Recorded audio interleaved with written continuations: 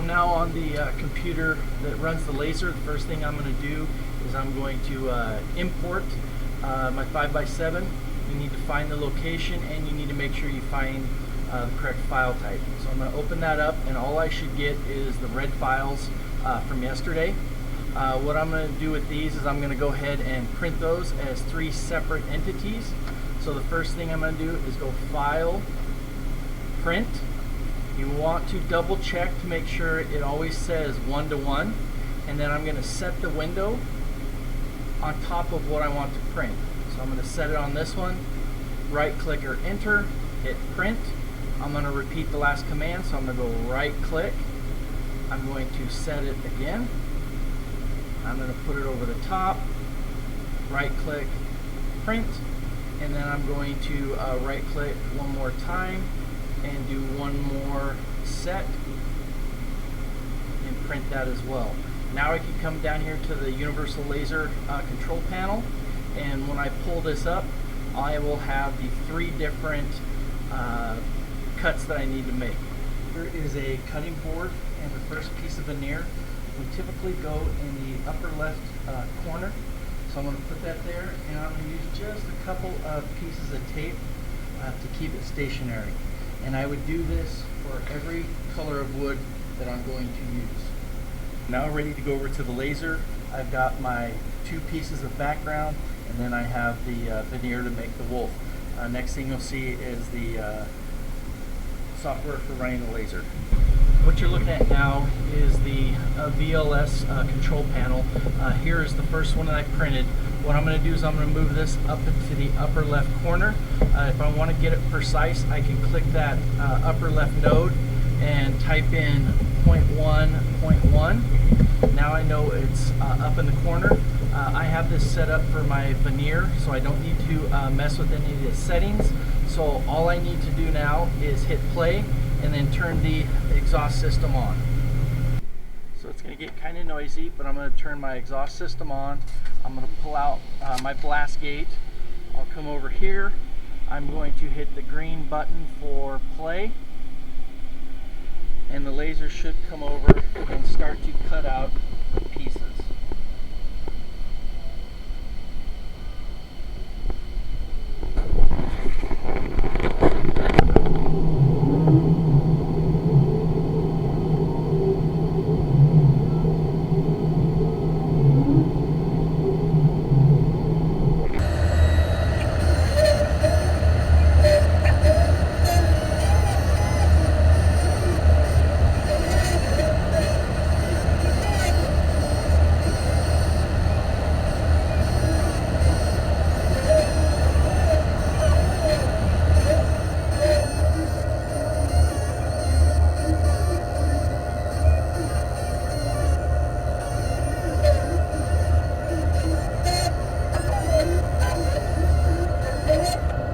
Just completed all the cutting. I have everything still left up on the boards. What I'm going to do now is I'm going to transfer those onto a board that I can use for assembly. Typically the boards we use in class are the old drafting boards. If it's something complicated, like this one is not very complicated, but what you can do is you can go in and print a 1:1 on your printer and get a paper that you can lay the pieces on to help you figure out where everything goes. Be hard to see, but I'm going to do the best I can. So we're going to take some new tape, put it on our board, take our X-Acto knife, and we're just going to slice it up so the pieces aren't quite as big. Makes it easier to put it together. I like to start in the middle. If your stuff cracks, like this one did, it's no big deal. Just keep all the pieces and you'll be able to put them back together. So I'll start here with the wolf, get it lined up on my piece of paper. My little section that broke off. Now I can start looking for pieces in the background color, start filling in where I'm missing.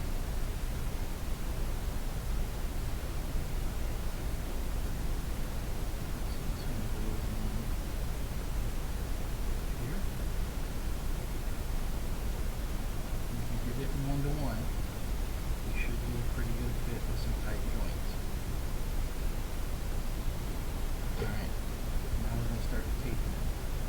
tape can be a good or a bad thing. What I mean by that is it's good where it holds everything down.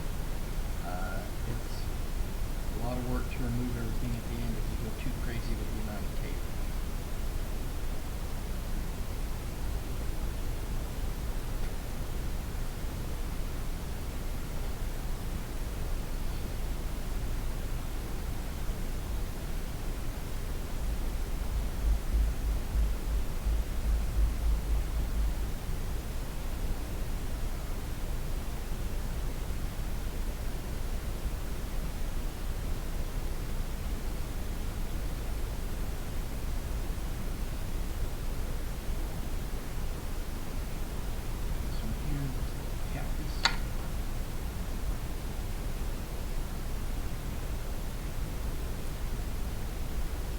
Class, we all start out with a 5x7. We then do a 8x10, then a group project, an 11x14, and we're going to finish up with a 150 piece 16x20.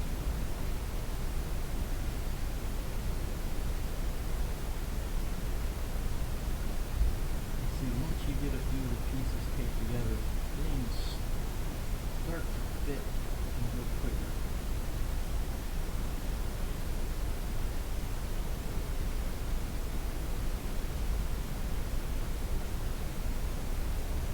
Get a sharp X-Acto knife. You can poke them gently, and it allows you to put them in place.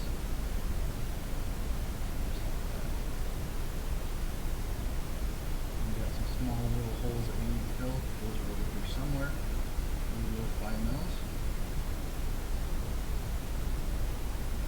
If you do lose them, all you have to do is reprint those and not the holes.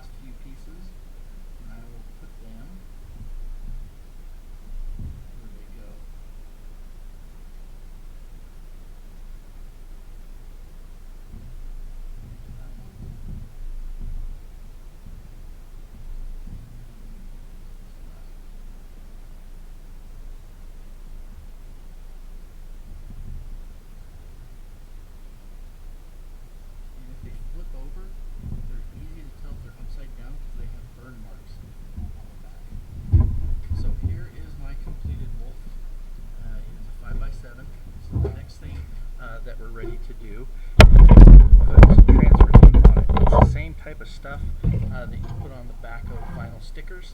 This is just going to help hold everything in place. So I will put that over my design. Use a squeegee to push it down, and that will hold everything till we're ready to glue it onto a 5x7 back and put it in our press. We are ready to glue the back of the marquetry to our backer board. we're going to use Type Bond for veneer. This has worked really well for us. If you have a brush or a roller, that will spread it nicely. We use just scraps of wood to keep the cost down. If I tried to use a brush, I wouldn't have a budget left for my class. We can always add more, don't go crazy. Notice how I have a piece of paper under it. That's so that we don't get glue everywhere. So take the time to grab one off the roll if there isn't one already out there. And all I'm trying to do is get a thin coat all over everything.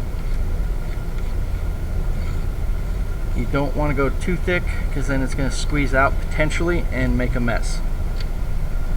Alright, so the backing is now glued. Now, how I do this is I leave the marquetry here.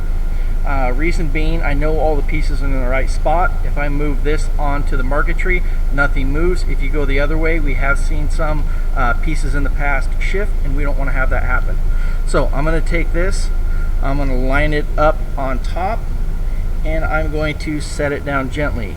You get one chance. This is not a peel and stick and keep trying. So we're going to hold it down for a few seconds, and then I'm going to take you over to our vacuum press. This is our vacuum press.